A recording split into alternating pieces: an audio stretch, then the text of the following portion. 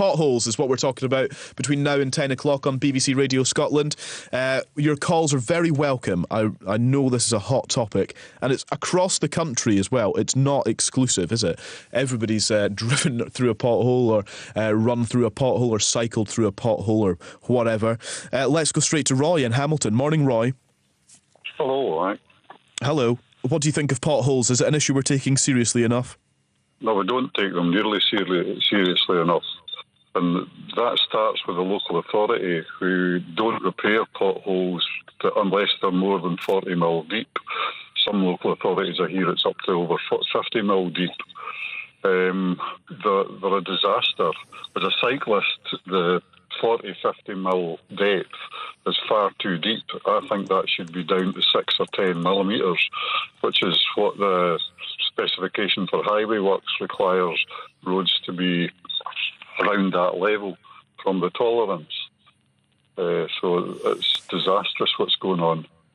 You also got to consider the repairs to the public highways that the utilities put in, where the local authority has powers to fine them for not doing the work properly, and seem to very, very seldom use that power. You regularly see new services being put in, the surfaces repaired. It's not done properly. Like there's a stretch between Straven and Hamilton, which I cycle on quite regularly. It looks really good, but it's like riding on corrugated iron. Really? It's terrible. And the council, when I finally get round to contacting them, will say there's not a problem. It's not to any specification I've ever read, so that's crazy. Yeah. They don't care. You think they don't care? I don't think they do, no. The vulnerable road users aren't considered at all when it comes to repairs. The road between Larkhall and Glassford, that's broken up, crazed almost the whole length of it. They do little bits of repairs every now and again. And to cycle along that, it's a single track road. The only bit that's smooth in some areas is to cycle on the opposites, the wrong side of the road, basically. It's ridiculous. And that's been going on for years. This is probably a good time to bring in Cllr Scott Arthur in Edinburgh. Hello, Scott. Good morning. Hello. Well, we were just hearing there from Roy, who reckons that the people that can do something about this simply don't care. Is that the case? Well, there's a number of points to be made here, I think. I think the first point is that people have to remember that council budgets are being cut every year. I think Edinburgh now gets less money than it did around 10 years ago, which is unbelievable. This year, although the Scottish Government's funding from the UK Parliament increased and it has tax-raising powers, Edinburgh is looking at around £38 million worth of cuts it has to make. So as a city, we have to decide where those cuts go on, schools, social care, parks, or roads. And the reality is that it falls on all those things. So we're not in a position where we can spend more, so I guess we have to think about how we work more efficiently. And I think it is also, there's a lot of talk here about roads. I think we also have to remember that footpaths are an issue, and likewise cycle paths. It's all three of those things rather than just roads, although I do know the topics based on research done around roads. So about the repair, in Edinburgh, if a pothole's deemed as dangerous, it should be fixed within around 24 hours or so. But that's with a temporary repair. And that's the kind of patching your people have been complaining about earlier, saying that, it's not done properly, etc. And what's the point in a temporary repair, Scott? Let's be honest. Why don't we just solve it? Why don't we just do it, get it done? Well, there is a point. You're right. I think the temporary repair gets it fixed quickly and it gets it fixed cheaply. So it means somebody can be sent it straight away and the repair can be fixed there and then. Whereas to do it properly, you need more equipment, and you also need road signage, and often you need permission to close part of the road. So the idea of the temporary repair is it's a quick fix, and you get a permanent repair. Well, the target in Edinburgh, I think, is within a year. I'm not sure often that target's met, though.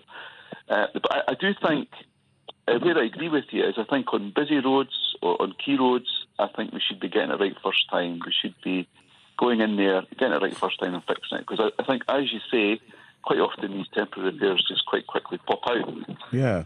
I think that can be the frustration, can't it? That you report it, you take the time to report it, and let's be honest, all these things are a bit of a process to get through.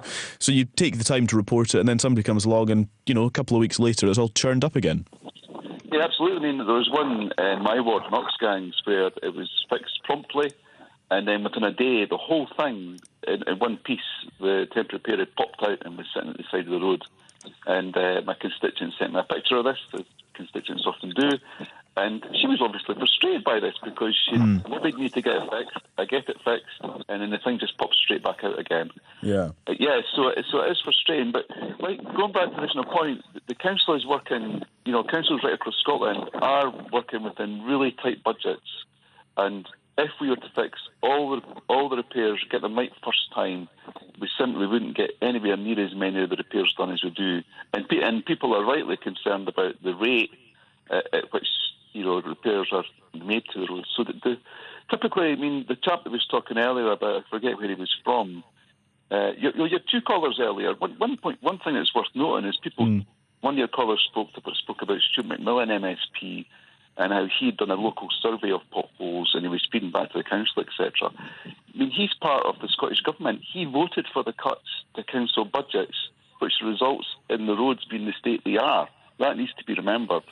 Your other caller spoke about repairs not being done with they're deeper than a certain size.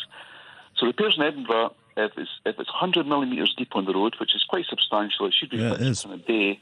Within a day. Other repairs will take longer. So I think for the lowest grade of repair, it's maybe a month it'll take for someone to come along and fill it. So it's based on risk, basically. So it's not the case. It's certainly in Edinburgh, it's not the case that any reported pothole will just be left. That shouldn't be the case. It should be assigned to someone to be fixed at some point.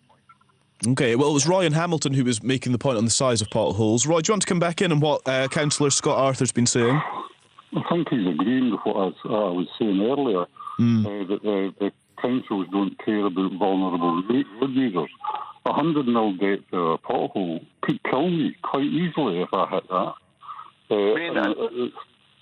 I absolutely agree. If you go on my Twitter, which is Councillor Cllr Scott Arthur, you'll see I posted a picture last week of the front wheel of my bike sitting in a pothole, which was huge.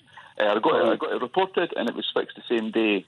I don't cycle in Edinburgh very often, but I'll be through there shortly, and I'll report some of the minor potholes and see if your target date of a month can be achieved.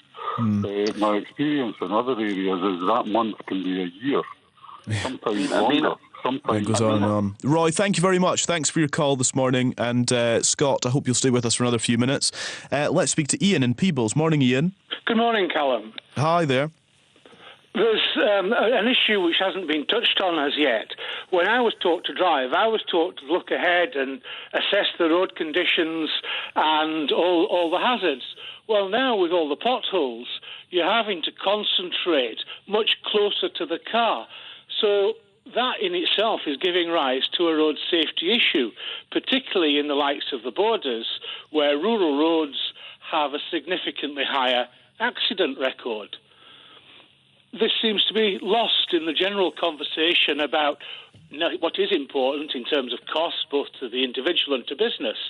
But the road safety implication just seems to be lost in the ether.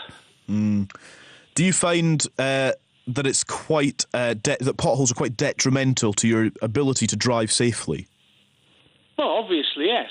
Yeah. I mean, when I was taught to drive, as I say, I was taught to look ahead and absorb the information to enable you to go safely down the road. And you could do that, whereas now the depth of vision that you're actually concentrating on is much closer in because of the potholes. Have you had damage to your car? Have you ever had? I presume from time to time you can't avoid the potholes, Ian. It wouldn't be safe to weave out onto the other side of the road. Have you damaged your car? Had experiences like that? Yeah. Have you ever complained? Have you ever reported a pothole? I did report the potholes concern. How did that work out for you? We didn't know about them, despite the fact there was evidence of previous temporary repairs. And I like the Edinburgh councillor saying, the temporary repair failed within 24 hours. That doesn't strike me as being a repair. Well, Scott's still with us. We might put that back to Scott in just a second. Ian, thanks for your call. Let's go to Christine, who's in Edinburgh. Morning, Christine. Good morning. Hello. So we've got Scott on, the Cllr Scott Arthur from Edinburgh as well, who was chatting to us a little bit about his own experiences around the city there when it comes to potholes. What's your experience? Well, there's one road which has been repaired several times with chips and tar over the top, and the tar comes off and the chips come up, and you could get something, a chip flying off the edge of a wheel and damaging somebody. But the point I wanted to make was that obviously the surface that they're using isn't fit for purpose. Has any thought been given to any new research on some different kind of road covering which would be more helpful to the amount of traffic that we have on the roads now? That's interesting. So let's ask Scott that. Scott, you can hear the sort of frustration in people's voices here as they talk about potholes and the fact that they can't seem to be fixed particularly efficiently. Christine's asking if there's any merit in researching a better solution to all of this. I'm not an expert in these things, although Sure. I'm an engineer as well. Perhaps I should be. Yeah, well, I'm not even an engineer, but I don't know how practical it would be, but it's just a suggestion.